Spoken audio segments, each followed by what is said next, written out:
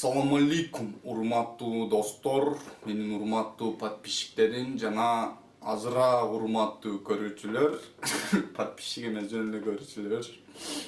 Кыскасы тамаша урматтайм баардыгыңыздарды урматтайм. Эки жолу айтып коеюн мынакей.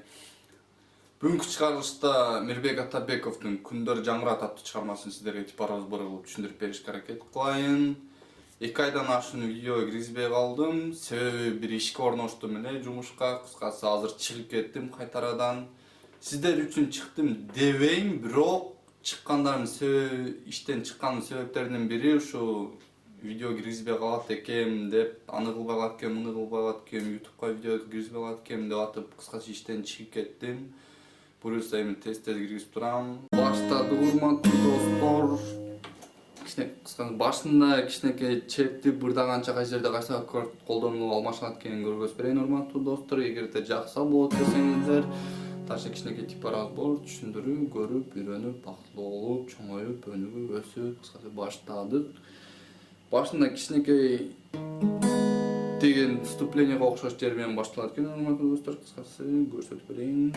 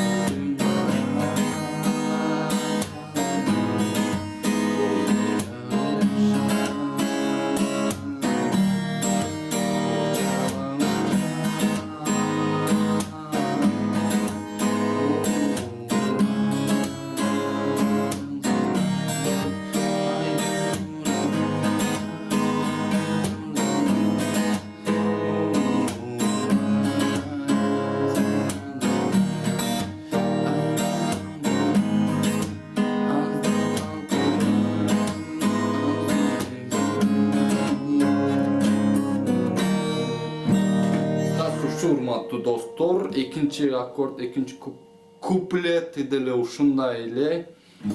Кыскасы баштадык. 4 аккорд, өзүңүздөр уже байкагандай 4 түрдүү кылып алмашасыздар. Башында кайсы аккорд, кайсы кылдар басылат экенин үйрөнүп туруп, кийин башына коюп, ошо кайсы жерде алмашат экенин, кайсы аккорд колдонулат экенин коюп үйрөнсөңүздөр бир аз оңоюраак болот, жеңилирээк болот. Биринчи аккорд, урматтуу достор, биринчи лат, латтар, кылдар. Кайталай берем. Биринчи латта, биринчи аккордто биринчи лат экинчи кыл, экинчи лат үчүнчү, төртүнчү кыл. Биринчи аккорд. 2, 3, 4 кылдар. Экинчи аккорд, биринчи лат, биринчи кыл, экинчи лат üçüncü kıl, üçüncü lat, ikinci kıl.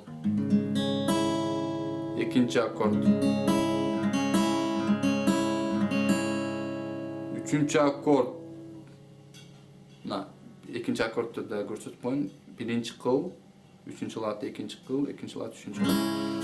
Üçüncü akord. Birinci latta üçüncü kıl, ikinci latta üçüncü, dördüncü, beşinci.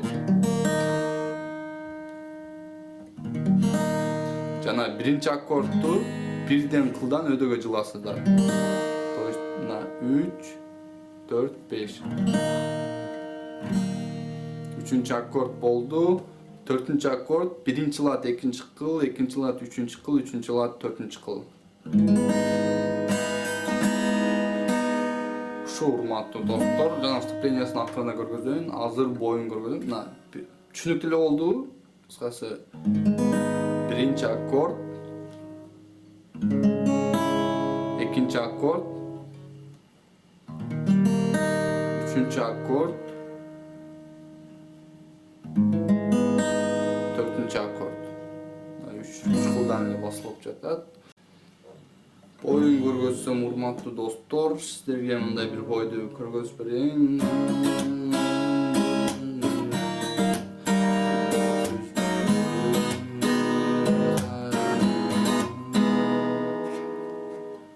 Эми башка бойлор деле колдонсо болот, бирок мен ушуну көргөзүп түшүндүрүп берейин. Өзүңүздөр каалаган бойду кааласаңыздар колдоно бересиздер. Ылдый, ылдый, өдө, удар. Өдө, өдө, удар, өдө. Ушу урматтуу достор. Ар бир аккорд алмашкан сайын ушул бойду колдонсоңуздар дайгырга туура келет. Эки жолу ылдый, бир өдө, удар. Өдө, өдө, удар, өдө. Болду. Мынакей секинерээк кылып көргөзүп берейин эми.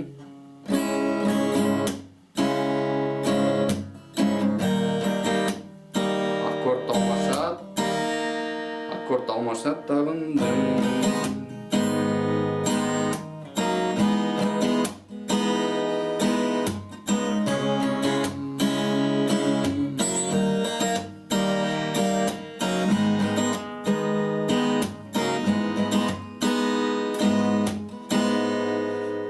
Кыскасы түшүнүктүү болду окшойт, урматтуу достор. Эми башында вступлениясын көргөзүп берейин. Кичинекей эле. Могу биринчи аккордду аласыздар дагы, кылдарды 4-3-2. Анан кийин эки жолу удар. Гитаранын любой жерин ура бериңиздер, эч нерсе болбойт. Деп койсоңуздар деле боло берет. Деп туруп, анан ырдап баштай берет. Күндөр жаңырап.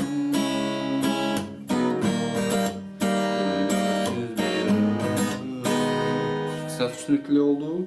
Мына күндөр дегенде чертилбей эле турат да. Мисалы мына биринчи аккордду алдыңыздар да, анан жанагын кылдыңыздар да. Күндөр жаңы деп туруп анан экинчи аккорд менен баштайсыздар.